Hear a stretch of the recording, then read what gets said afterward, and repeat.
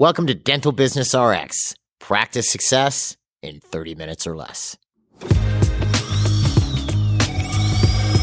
Thank you for calling ABC Dental.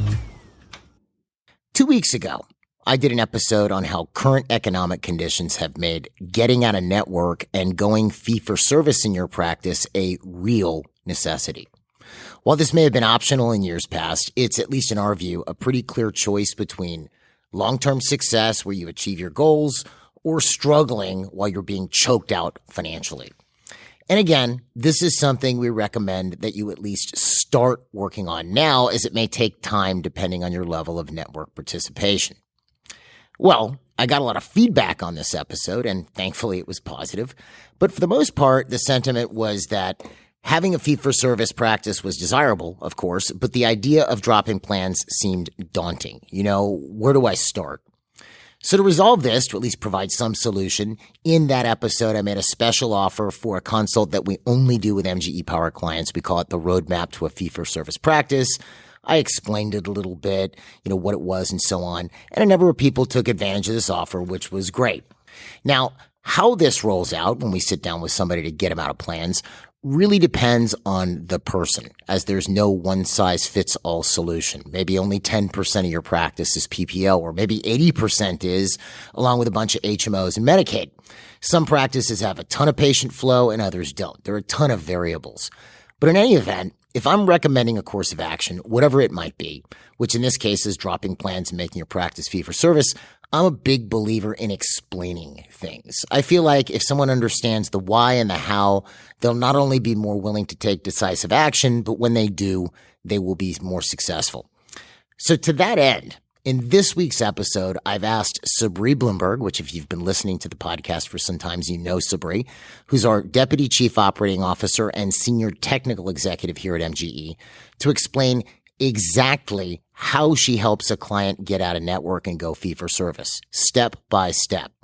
Now, to tell you a little bit about Sabri, as I mentioned, she's our Senior Technical Executive. She's also worked with several thousand MGE clients. Pretty much any situation you might be encountering, Sabri has either encountered directly or she's helped one of our technical staff resolve it with a client. She's helped hundreds of clients get out of network. So, Sabri, welcome to the show. Thank you. Good, great to have you back. It's actually been a little bit, hasn't it? Yeah, it has, actually. Yeah, it has been a few months, I think. Yeah. So, I'm sitting here banging the drum for this. We all sort of have, as far as getting out of plans. What's the major difference you see? In years past, it was a strong suggestion. Yeah. Now it's sort of, urgent. You need to get out. I think in the past, I saw it working like that. It was working with insurances and especially PPOs. Mm-hmm.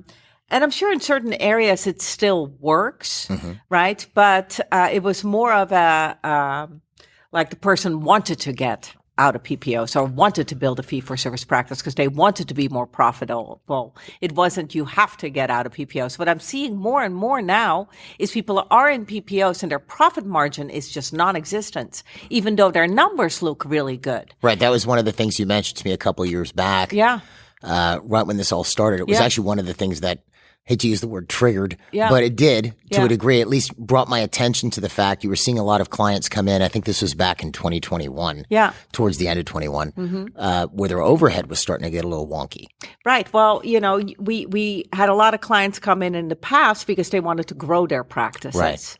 What we started seeing is a lot of new clients come in that had built practices. They were doing over 100, 150, sometimes 200.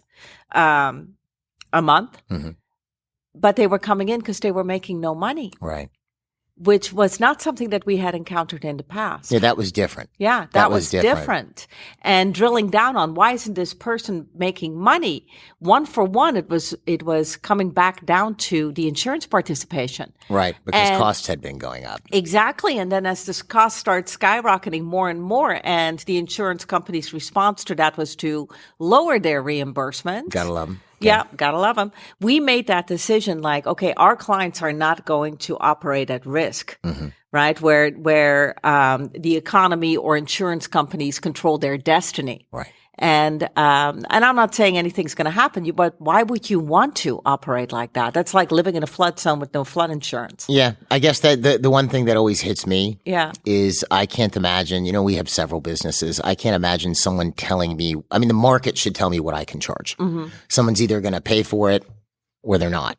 If obviously, if you charge $1,300 for a crown and then you decide to raise that to $2,500 and nobody pays for it, your fee's out of whack. That's right. But the idea of not being able to control your fees to me is sort of intolerable. I don't know what other businesses have that situation unless they have a government contract of some kind. Pretty much really every big business, Apple, Exxon, they can all control what they charge. That's So right. a small business needs to be able to do that. That's right. Yeah. So let's just jump right into this. Okay. All right. So, I'm a dentist, let's say. I'm a new client and I'm in network. Well, let's say 80% of my practice is some form of PPO, from low reimbursement to, decently, Delta Premier, let's say too, right? So, and I'm looking at this. My profit margin is sunk below 20%. I'm not happy. And, I've signed up for the MGE program and now you want to get me out, which by the way, I mentioned in the intro, to the podcast, the roadmap to a fee for service practice, the consult that you and other people here do with power clients. We offered that for free. I'll put the link to that on the episode webpage. I'll put that there if you guys want to take advantage of that. But anyway, so what do you do with me? I think the first thing I want to know is why you want to get out. Okay. Right now, Well, let's play a scenario here. You go, why I want to get out, but give me some. So that could be different reasons. Could just be you're doing fine. You just don't want to be in PPOs anymore. You just want to build a fee for service practice. Or it could be like you feel like you have a noose around your neck and you need to get out because you're not making any money. Well, let's take the prototypical answer. So let's say, I was okay with it up until about 2019, 2020. And then, I'm noticing my costs going up. Instead of paying 30 an hour for a hygienist or 35, I'm now paying 52. Everything's costing more. My lab fees gone up. Everything's gone up. And I start looking at my P&L and my profit keeps going down, down, down.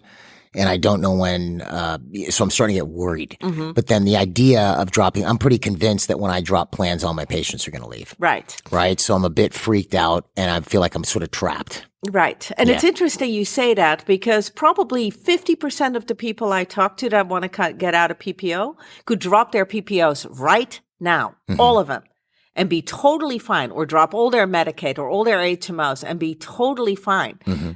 It's the mental stress associated with dropping insurances that's far more difficult to deal with than the actual reality on what's going to happen when you drop them. Well, I think it's interesting because there's 2 points, right?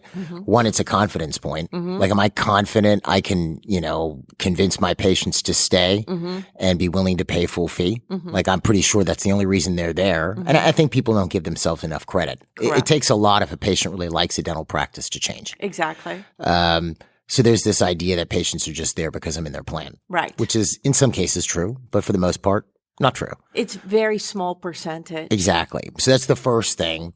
The second thing is, and this is something I've observed a lot, I've talked about this before, but someone will, they'll drop the plan and then a couple of patients will say, I can't come back. Right. Because, you're no longer in my plan. And that becomes everybody. That's right. Oh, these patients are leaving. Like, I'll hear a lot of patients are leaving. So many patients have left. Then I'll go, have you actually counted the number of patients who have left? Well, there's lots. And then they go and count and it's 20.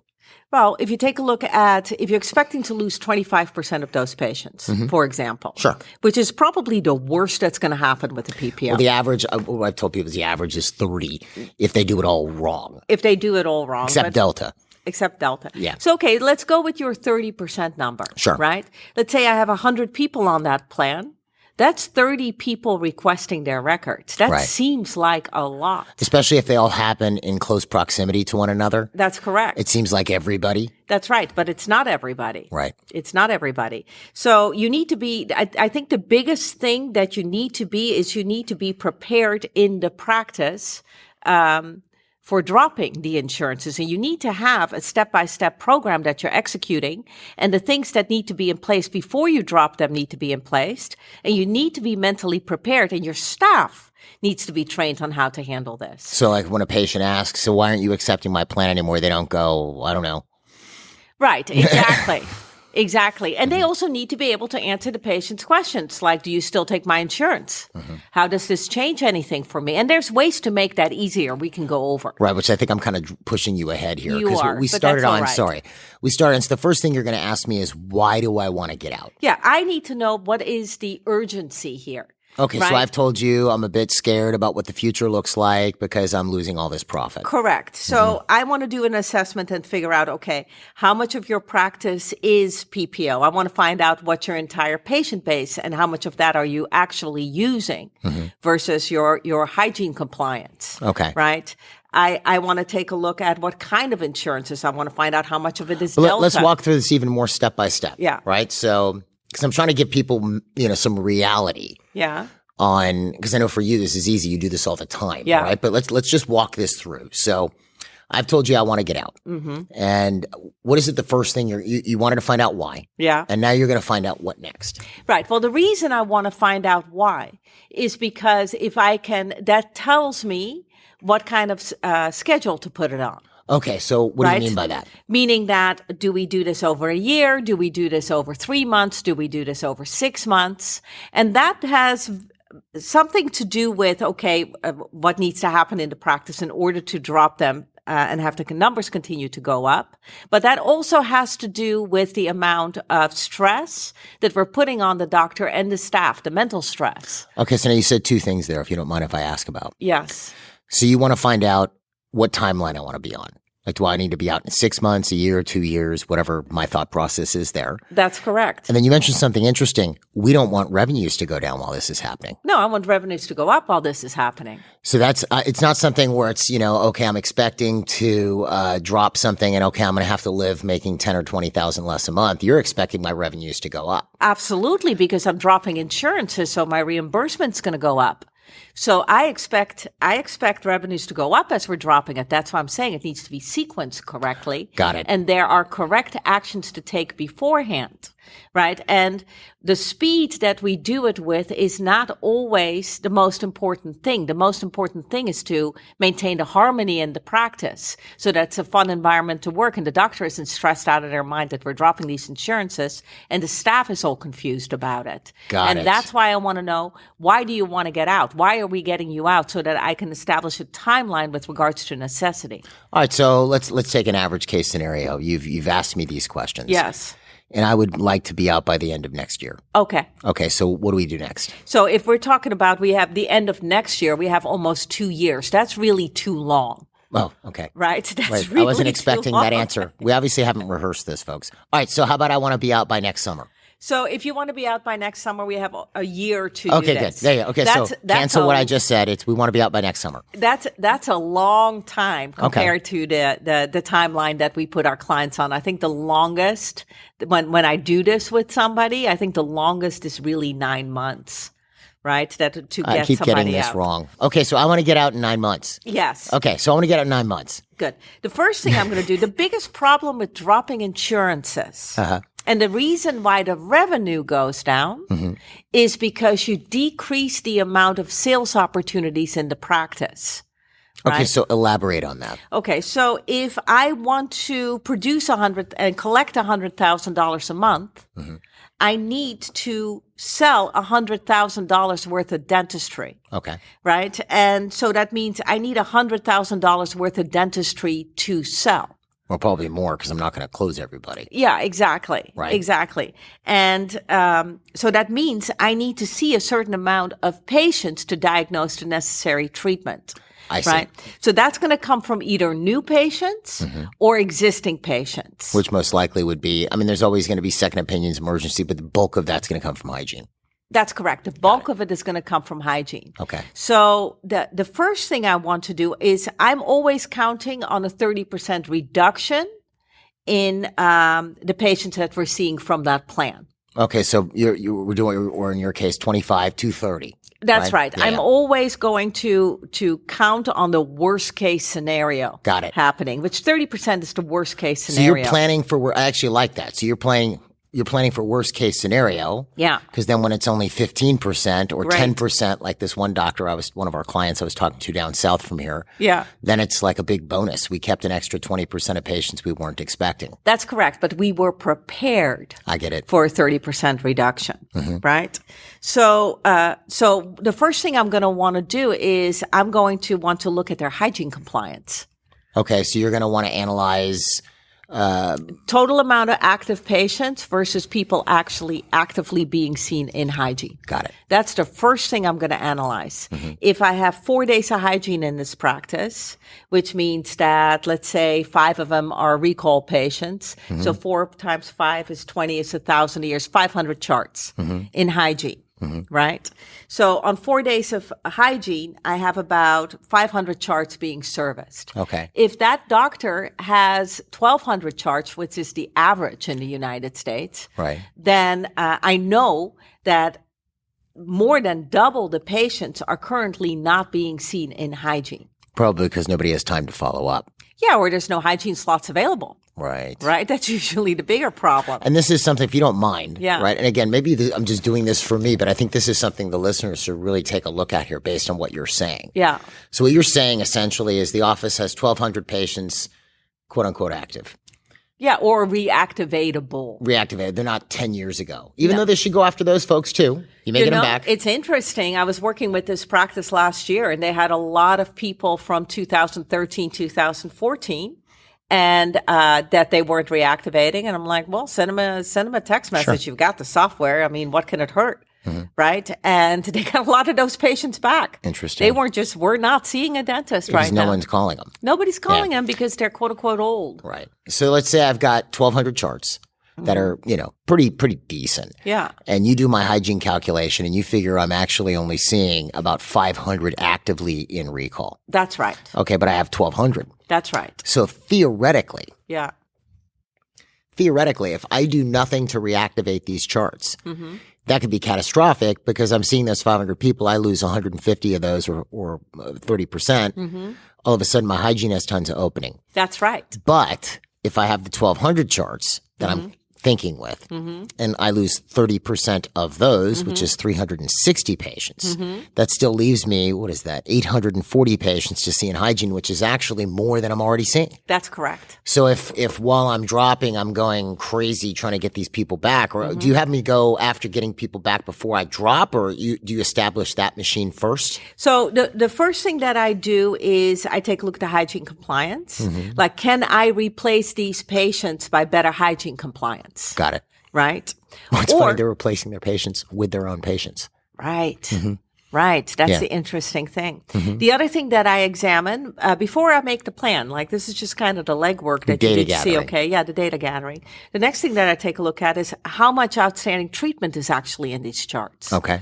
Because what happens is that when you have, less than 50% compliance on your hygiene, a lot of the outstanding work is in the charts that you are, the patients that you're not seeing in hygiene, your non-compliant patients. Right, because the patients who are easiest to handle are the ones who really make sure they end up on the hygiene schedule. Absolutely. Yeah. So that can give an impression that the hygiene is clean. Right. Right. So now I'm making an assumption there's lots of treatment that we can convert to production in the charts that are not showing up. So I want to verify that. I want to take a look at the outstanding treatment in the charts to see what's reactivatable. Then the next thing that I'm going to do is I'm going to examine their new patients, right? And what I want to take a look at is I want them to get a healthy amount of new patients for that practice. Now that number is going to change. Do you have a metric? Maybe you want to see a minimum of X amount of new patients for a doctor? When I have one doctor, to me, healthy is between 30 and 40 new patients. Okay. A month minimum. Okay. Right. That allows that builds in some waste. Sure. Right. So not every patient's going to convert. Not every patient's going to end up being a patient in the practice, even if they come in. Might be a one-off emergency or something like That's this. exactly right. But 30, 40, that's a nice number. Right. So I want to really examine their marketing. Okay. To make sure that, first of all, they are marketing, that their marketing is effective, that the front desk is capable of converting those new patients into actually like the phone calls coming, the conversion rate, and you've gone over this. So you're starting, just so to be clear, you're starting the whole cycle of production. You're looking at not just the marketing they're sending out, you're looking at the response associated with the marketing. You're looking at new patient sources. Yeah, that's right. If any need to be beefed up, a la referrals. That's right. And then you're looking at the conversion rate at reception. Right. So you're kind of getting a really clear picture of what's going on in this practice because we're about to make seismic changes. That's right. We're going to dump these plans. But what I love about this is you're really not doing a lot of crazy stuff. You're using the resources that for the most part already exist. Well, what my best case scenario is that I replace the patients that we potentially lose by dropping the PPOs with the patients that the practice is wasting. Okay, that they're not seeing already. That's right. These are things they already have that they're just wasting. So I'm just recapturing that to replace what I am wasting. Okay, so I want to stop this here for 1 sec, right? Yeah. And this is not for a bad thing. Yeah. But this is something that I think needs to be pointed out, right? Okay. Sorry, I know I keep doing this. No, go this for is it. It's just points, they're key points. So basically what we're looking at here is the average person coming in, like a new client. They're thinking they're going to dump PPOs and they're going to have to replace all this traffic by bringing in a ton of new patients to sort of replace the patients that they're going to lose. Yeah. You're taking a little bit of a different approach, which is you're replacing the patients they're going to quote unquote lose with the patients they already have in their patient base. The reason I bring this up is one thing that gets missed here in many cases is you're writing off 30, 40, 50% with a PPO. In many cases, you would need no new patients to maintain your revenues because you're just charging your full fee. That's right. Yeah. That's right.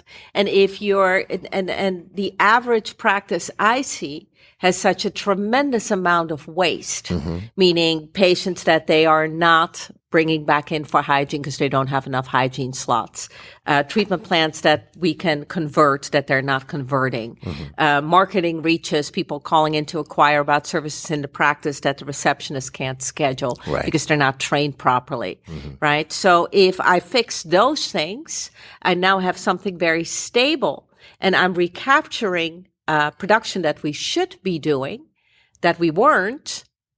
And that gives me the space to start dropping some new patients, some PPOs. So then I'm in a situation really where I'm maintaining or exceeding my prior revenues with almost no additional new patients. But at the same time, I'm going crazy on marketing to make sure I'm getting more new patients, which just puts my revenues into a whole new range. That's correct. And even if you don't do that, your numbers will go up because you're seeing the same amount of patients doing the same kind of dentistry, just your reimbursement changes. Right. You're charging $1,200 or $1,300 for a crown instead of $8. That's exactly right. Interesting. Okay. That's exactly right. All right. So you found out about my new patients, my marketing. You found out about my hygiene, a little bit more about my practice, my new patient conversion. What else are we looking at? So the next thing I'm going to do is I'm going to take a look at, okay, how do your insurances break down? Okay. Right. And I'm going to go with the normal PPO scenario first because this could be all over the place. Sure. Could be a lot of Medicaid. Right. And what we can do, HMO. Let's say we have an easy type situation. I have no HMOs.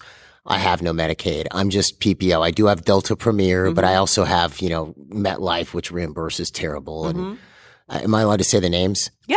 I'll call it Pet Life. Yes. Rhymes. Yeah. And Belta. Yeah. Okay. Yeah. So I have these horrible plans and I have decent plans. And in certain cases, I have tiers of plans where I have to accept the bad with the good. Yeah. Right. So you're looking at all of this and I'm about 80% PPO. Yes. Okay.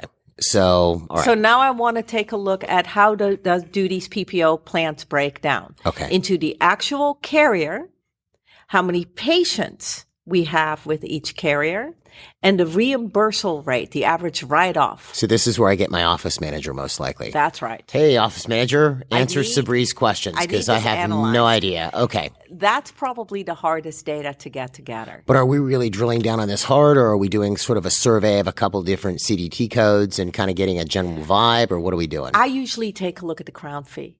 Okay. Like Crown, Profi. I don't even look at Profi because I'm going to tell you what I do with hygiene. The biggest reason you lose patients when you drop PPOs is not because their dentistry becomes more expensive. It's because they suddenly sometimes have a copay for hygiene. Okay. Right? Most insurance companies, when you call them, when you check the in and out of network benefits, it's exactly the same, or it's a minor change. Okay. Right? But usually they still cover hygiene at 100%. So if my hygiene fees, let's say my pro fee, bite wings, and periodic exam come to $293, and my in-network fee was $140. So they're going to pay the $293 in some cases? No, they're going to pay the 140. They're going to pay 100% of whatever the they 140. Allow. Okay, so now, right? But now the patient's going to have a $150 copay. That's correct. Yeah. That's going to be traumatic for some patients and make it simply not possible for them to continue coming.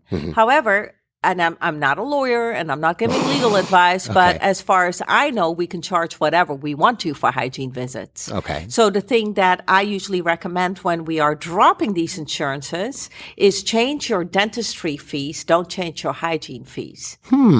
Right? And when you do that, there's zero difference for the patients. They will continue coming for their hygiene appointments.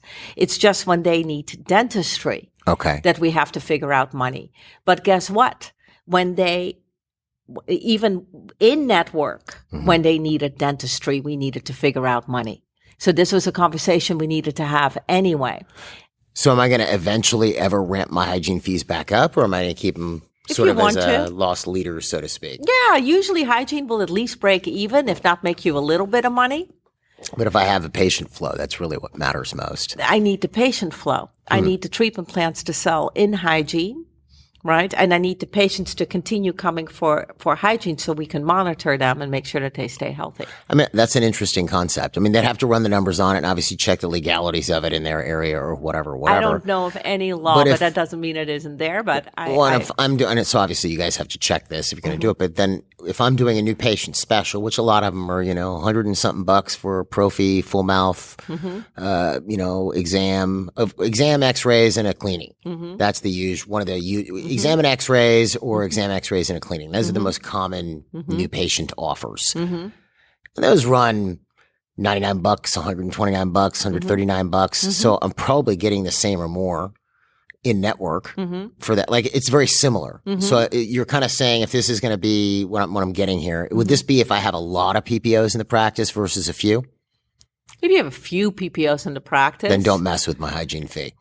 No, there's no reason to. But this is if I'm going from But we're talking about the most common scenario. Sure. I have 70, 80% PPO in a practice. Right. And this is going to just blow people out the door from day one. That's right. I want to keep it as stable as possible for the patients. Interesting. And the first thing that they are going to notice is they suddenly have a copay on their hygiene.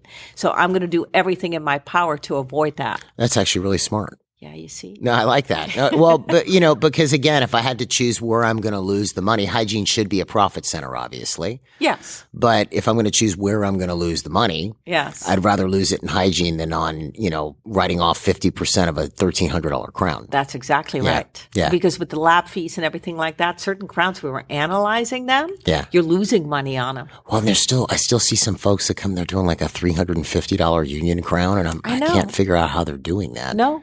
Yeah. No. I mean, I guess I can, but they're doing it out of the kindness of their heart. That's right.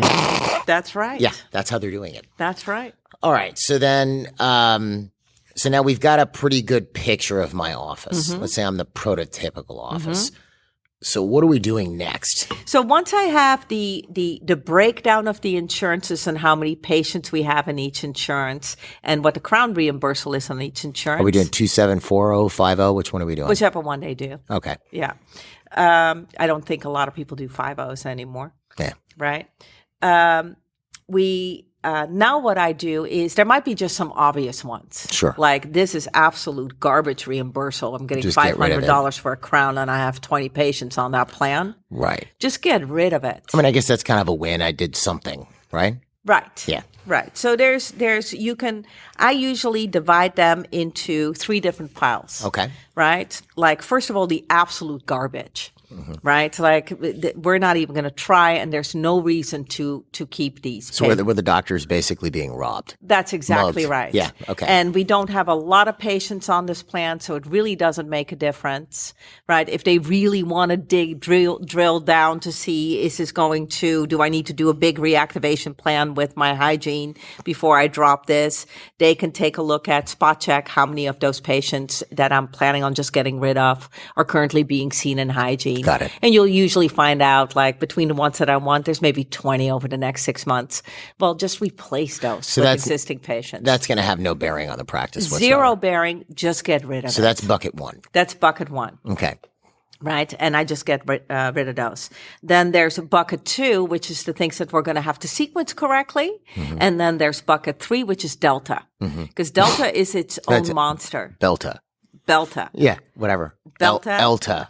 And then Belta has a Premier section and a PPO section. But not everybody's in Premier. Not everybody's in Premier, and nobody can get into Premier anymore. It's a really exclusive nightclub. That's exactly right. Yes. Now, if they have Delta and Delta Premier, or Belta and Belta Premier, whatever, say Delta, it's fine. Right? It's fine. So if they have Delta and Delta Premier, I'm going to want to break down of that as well, because if you are in Premier, but you also take the PPO, then your Premier becomes PPO fees. Okay. Right.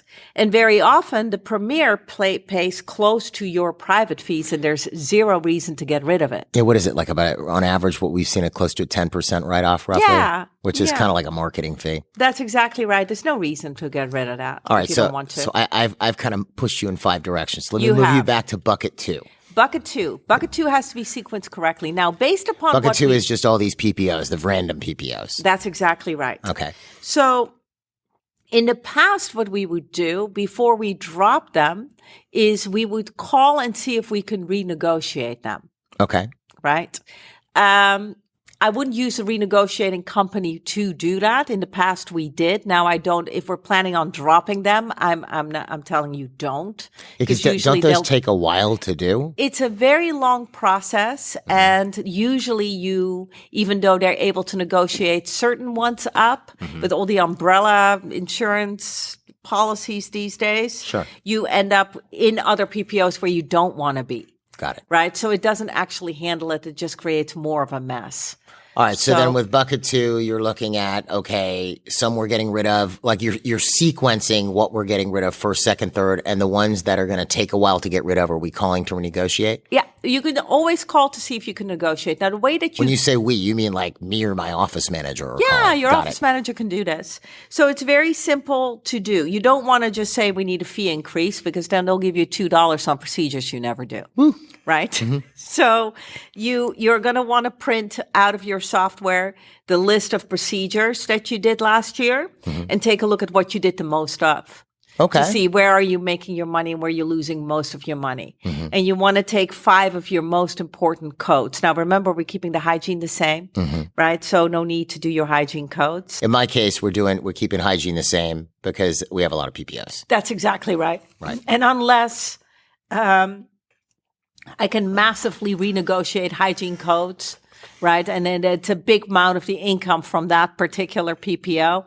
I'm looking at procedure codes. I'm looking at fillings. I'm looking at crowns. Whatever you do the most of. Whatever. Yeah, whatever you do. SRPs. I don't care what it is. Oh, yeah. So, right? Okay, so we are looking at some perio procedures. Yeah, absolutely. Okay. Absolutely. So I'm going to pick my 5 most used codes that I'm losing most of the money on, and I'm going to call those insurance companies and say, I want to renegotiate these 5 codes closer to private fee. So now you've had clients do this. Yeah. And play out for me, or at least explain to me, how did that roll out? So like, what were some of the results you've seen from that, and what was the timeline associated with that? So incredibly varied. Okay, well, give me like a good case scenario. Good case scenario, they renegotiate it. And to what? Like, so let's say I was getting for 1 quad of SRP. My normal fee is $900, and I'm getting 500. 500. Yeah.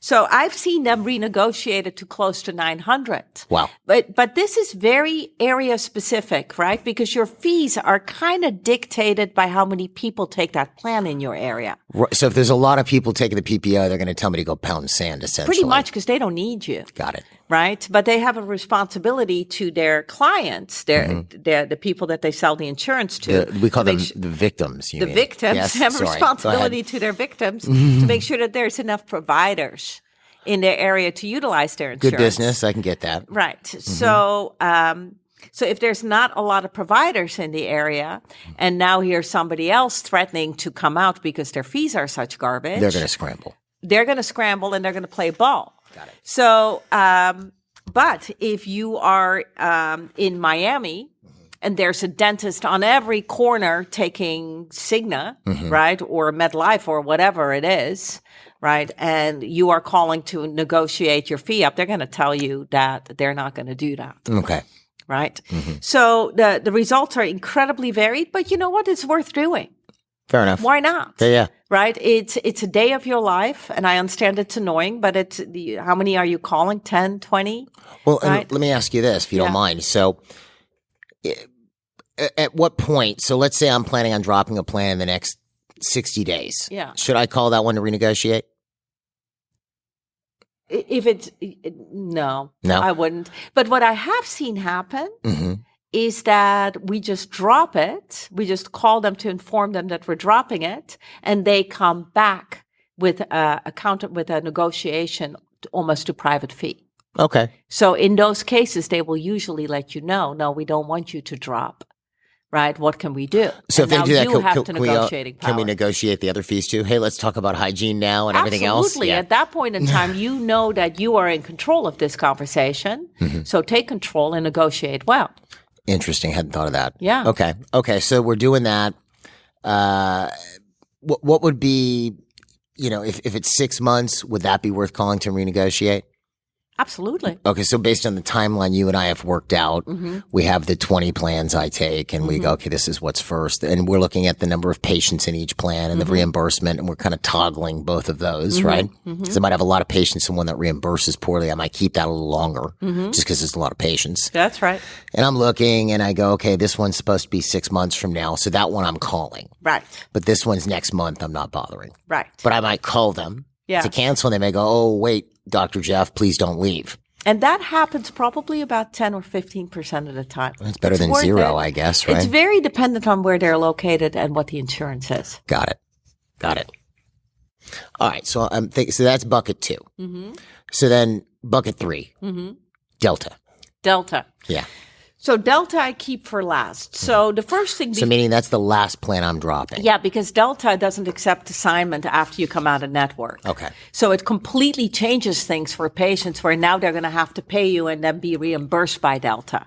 Right? And the problem with that is you're going to have to get them to pay you at the time of service, because if you're waiting for them to get their check and then bring it to you, statistically, that doesn't work out. You're going to lose a lot of money. Statistically, I'm not going to get paid. Correct. Okay. Right?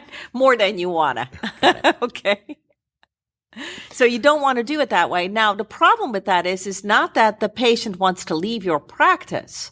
The problem with it is there's a certain amount of patients that simply do not have the budget to pay you first and then wait to be reimbursed. Some of them do, some of them don't. And that's why you're just going to lose more Delta patients than anything else. Delta also seems, when you drop them, at least what I've seen with clients, I'm sure you have, we've talked about this even, they're pretty aggressive when you drop them. They act like a spurned, Lover? Yeah. Like they go after the patients. Your doctor does not accept Delta anymore. Rack. Like they really go hardcore. I know. Yeah. I know. And there's things you can definitely do to counteract that, and things that we do put in place. Like what? There's certain letters we send out, certain postcards we send out to our patients explaining basically that the problem is Delta. It's not us. Right. Like they're making changes in their organization that force us to make a decision. Do we want to go be a participant with Delta, or do we want to choose quality care? well, we are going to go with quality care. That doesn't mean they don't have benefits. It just means that some things have changed for them and they need to contact us to discuss those changes. Got it. Right? Okay. So there are things that we do to kind of counteract that. But I'm always going to lose more Delta patients. And that's why I kind of put them in there like last. Okay. Delta's last. Okay. Right? I'm first going to handle the rest of it that's easy to handle. Okay. So let's say you've analyzed everything. You've set up buckets 1, 2, and 3. You've determined that I could definitely do some work on reactivation. You have me doing some work on new patient conversion. We have a timeline. I have the initial plans, the ones with 20, 25 people that are just, not worth keeping. I send my letters. I drop those. And now I'm ready to get started on the bulk of the work with bucket number 2, where I'm calling for renegotiation and this, that, the other. I want massive reactivation. So I'm going to want the sales organized properly, meaning that, and as I said earlier, and as you've brought up on the podcast lots of different times, is that production is driven by how much treatment we sell, right? So I want to recapture the waste. Right. That we are experiencing on sales, either because the doctor isn't scheduled properly and doesn't have time to present cases, or the front desk isn't coordinated with the back on sales. The sales are walking out the door, or I don't have enough sales on the schedule every day, or your hygiene schedule isn't built properly. There's all kinds of reasons why that treatment conversion can go wrong. Right. So I'm going to want all that straightened out so that my conversion is good. Right. And I should mention real quick, we do go over the organizational side of sales. I've touched on it in a couple episodes, but we do cover it in depth at the MGE Communication and Sales Seminars. Yeah. I have to get my shameless plugs in. I'll put a link to it on the episode webpage. Awesome. All right. Sorry. Go ahead. So I'm going to want to make sure that your staff is fully trained on how to speak with patients about them being in or out of network, not just existing patients, but also new patients calling in asking, do you take my insurance, right? How do you handle something like that so that the patient is comfortable and getting the treatment that they need and they don't get caught with any nasty surprises later without in any way losing those new patients that I'm paying for. I'm going to want to make sure that the free new patients that are in your practice, meaning your referrals, are really being worked. And just what you mean by free is I'm not paying to get those new patients because they're referrals. They're referrals, right? But usually we have a very passive viewpoint towards referrals. So it's definitely things you can do to drive referrals. I want to make sure that that's in place, right? So now I'm going to start working on all the internal things that I want in place. Your new patient conversion. I want all those things in place and handled, and then I'm going to start dropping plans 1 a month. So we're going to sort that out first, then we're going to start dropping plans. That's correct. Other than the kind of not so great plans with the 20 patients, we drop those right away. Right. It's almost symbolic. Right. So phase 1, like getting all the research done, getting rid of bucket number 1, getting all the staff trained and the reactivation, all the organizational things that you need to do to prepare for dropping them. Usually take about 3 months. Train the doctor properly on how to present cases. Right. All those things. Train the staff. Takes about 3 months to do all of that. After that, I have about probably 4 months to drop all the bucket number 2. And then as soon as bucket number 2 is dropped, we usually do now we reassess, do we need to increase our marketing or do we need to do more reactivation or do we need to fine tune? What do we need to do? And then we drop buckets C. Which we have to drop 3. within 9 months because as you reminded me earlier, I wanted to go too long. Yeah. You can make it take a year if you want to. I make it take 5 years if you want to. Right? It just doesn't have to. No, I get it. All right. So this is a pretty comprehensive process. It really is. And I made it very simple. Like I gave you broad brush strokes. I thought you explained it pretty well. But it's very much made specifically for that practice, the plan. So the plan varies a little bit depending on the circumstances of the doctor, because if you have Medicaid or other state plans or HMO in there, now you have a completely different plan. Doesn't mean it's more difficult to get out. You're going to lose most of those patients. Well, Medicaid all, but you'll lose, well, not all. Some may want to come pay for your full fee, but for the most part with like HMOs, you're going to lose a ton. That's correct. So we are doing something completely different there. And it doesn't mean it's more difficult or more expensive or anything like that, because just like you saw here, we were able to replace the patients that we potentially would be losing with uncaptured patients in the patient base that we could bring back in. We have things in those scenarios, in the medicated HMO scenarios, that we can also do to replace it with what the practice already has. Right. It's just that we have to be a little bit more smart, and it's a little bit more situational. Well, and the one thing I think I would gain from talking to someone like you about this is I have, like, this is a rodeo you've been to before. Yes. Many times. Yes. I'd feel confident, like there's actually possibly a way out. And, yeah. and I hope if you're listening and this is something that's been on your radar, you want to get out of plans. I hope it gives you the idea that it is actually possible. Because I think some people have just kind of gone into apathy about it. Like it just is what it is, and that's what I'm stuck with. Yeah. I think the first thing to do, and that I usually do with a new client, is I sketch out, this is your roadmap to getting out. Right. Now they have an idea of the amount of work involved and the timeline that we're looking at. And then it's up to the client to decide whether they want to walk that road or not. Okay. I like that. And speaking of which, we still are offering that if you would like to take advantage. As you can see from what Sabri explained, it's a very involved process, so I don't have unlimited slots for this. This roadmap to a fee-for-service practice, and that's essentially going through what you and I just discussed here in this episode. Yeah. Excuse me, for your practice. Right. So, and like we said, the costs are going up, inflation's going up, it's continuing, and insurance companies are not raising reimbursement. So it's really sort of decision time for a lot of people. And the other thing that I want to add, right, is that to own a dental practice and end up with a doctorate and all the risk and hard work they had to put into getting into the situation that they're in today, where they are a business owner, they have their own dental practice, and they have a doctorate. That's not easy to do all of this. Especially some of the people I meet have doctorates in other countries, had to come back here and redo it. I mean, that's a lot of work and effort, right? And sacrifice to get there. If you're going to do that, wouldn't you want to maximize what you get out of it, not just for yourself, but for your patients? Well, also for their family. Right. I mean, they don't staff. have an unlimited window of time to practice. That's exactly right. And you can do better for your staff. You can do better for your patients because you're not limited by what the insurances will allow. Right. And you can do better for yourself. Right. By dropping insurances. So I see no upside being in insurances. So if that's you, right, I would definitely take advantage of this roadmap to a fee-for-service practice consultation. I'll put the link to it on the episode webpage. Take advantage of it. You can possibly even end up talking to Sabri, which would be cool.